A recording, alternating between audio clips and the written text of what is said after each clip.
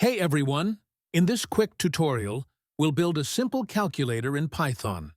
First, we'll ask the user to enter two numbers using input. We store them in num1 and num2. Next, we ask which operation they want: add, subtract, multiply, or divide.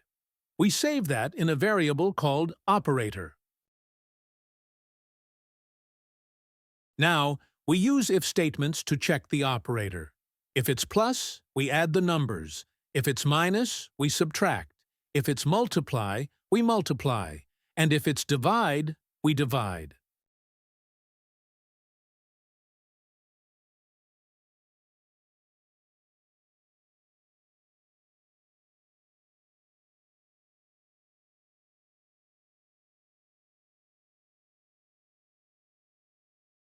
Finally, we print the result for the user to see.